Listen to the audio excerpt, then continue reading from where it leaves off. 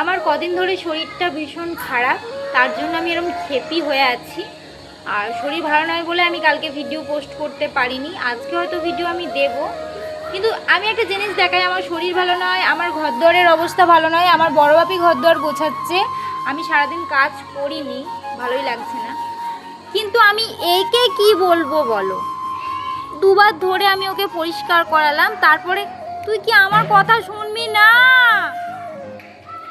এ বাবা, আবার গালে ওখানে রং করেছে, ওই যে ওই ঘরটা রং করেছে, ওই রংটা গালে মেখেছে, ওই রংটা উঠবে। তারপর এই মাথাতে এরম করছে, কথা শুনছে না। এই যে মাথাটা পুরো বালিতে ভর্তি করে দিয়েছে, এখন বিকেল বেলা, কে বোঝায়, কিছু বোঝে না। চোখে আবার ধুলোটা ঢুকবে তো। আমার এমনি শরীর খারাপ, আর এদেরকে দেখে না আমার আরো মনে হচ্ছে মনে হয় আমি আর বাঁচবো না।